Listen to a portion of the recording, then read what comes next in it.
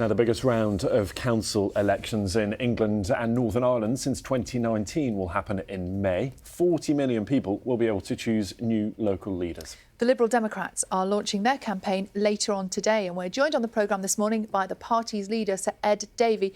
Morning to you, Mr Davey. Morning. Just tell us what will success look like for you in these elections? Well, we hope to make gains across the country against the Conservatives, particularly in the south of England, and against Labour, where we're fighting them in places like Hull and York and Sheffield. Liberal Democrats are going into these elections quite confident, actually. We've had good elections last year where we were the party that made the most gains across the whole of England, Wales and Scotland, and in council by-elections we've been doing well.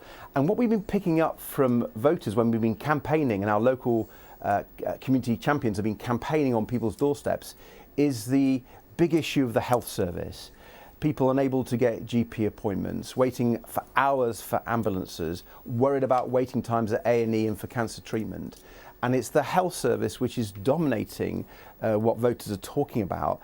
And people are saying that they've never known the NHS in such a mess. So you're confident then that, as you currently run, I think is it 31 councils and have 2,500 councillors, you will hold more than that after these elections? Yeah, we're confident about that. And it's partly because, you know, when we're talking to Conservatives, for example, in what we call the blue wall seats in the south of England, Conservatives are saying they've always voted Conservative, but never again. I've never known the extent of the anger of lifelong Conservatives against this Conservative government. The health service is the biggest issue, as I've just explained, but it's also the cost of living. They feel this government is out of touch with the way people are having to struggle to pay their heating bills, their food bills, and their mortgages. And I think this sense that the government just are taking people for granted is one that we hear time and time again from previously loyal Conservatives. So we're seeing in many parts of the country that Conservative vote switch to the Liberal Democrats, because we're the ones on their doorsteps campaigning hard for their communities and not taking them for granted, and coming up with practical solutions, whether it's on the NHS or on the environment. OK, you've talked quite a lot there about the Conservatives and the government. How concerned are you about a resurgent Labour Party? Well, we're taking Labour on in places like Hull and York and Sheffield. And last year we beat Labour in Hull, for example, and took control of that council. And I'm confident we'll hold on to it.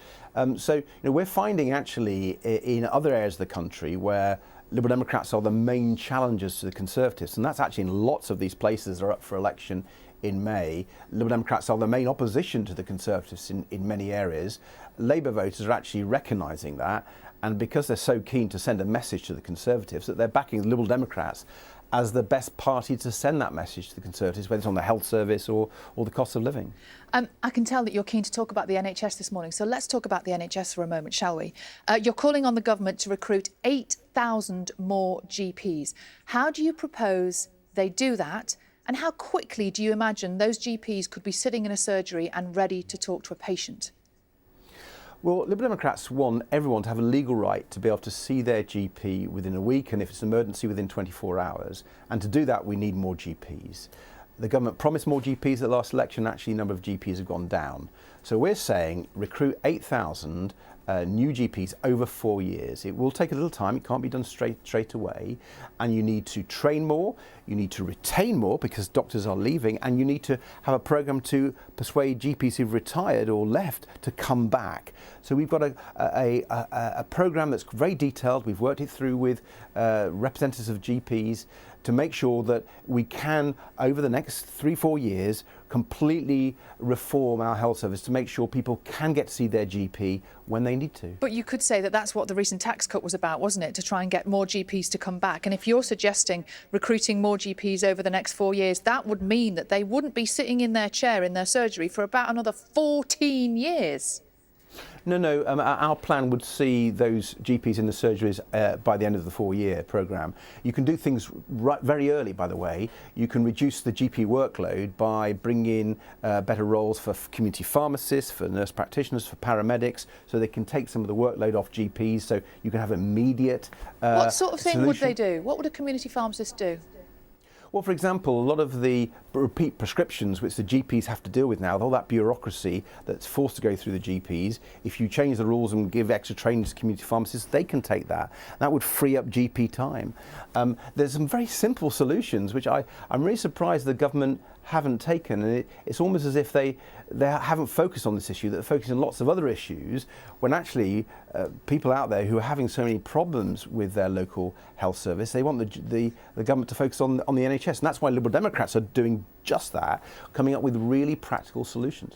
Mr Davey, we're seeing this morning suggestions that the government is considering housing asylum seekers, refugees, migrants on boats, in temporary accommodation, boats, barges, perhaps military bases too. Is that something that the Liberal Democrats would do?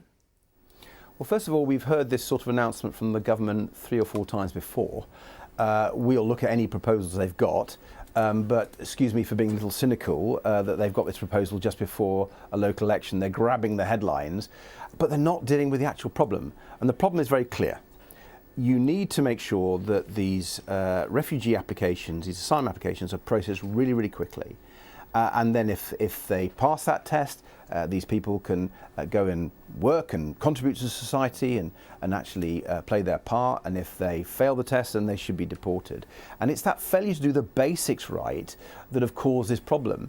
And to be honest, I think like millions of people, I'm fed up with this government coming up with headline solutions and not dealing with the problem. And when you say you would look at any solution that the government has, does that mean that the Liberal Democrats would also look at this same sort of thing? Well, let's look at the practicality. We've got to make sure that, for example, children are treated right. I'm very worried that they want to detain children now in detention centres. That doesn't seem good for those young children. But yeah, we're practical politicians. We'll look at what they put forward. But what I'm saying to you is we need to see a real solution to the underlying problem. And the Conservatives have failed for year after year after year to tackle the real problem. And that's why they're now searching for these knee-jerk solutions when they really, really should do the basics right. And whether it's in the asylum system, whether it's in crime prevention, whether it's in our health service, this government seems to have lost touch with what it really matters and dealing with the real problems. Sir Ed Davey, thank you very much indeed. Thank you.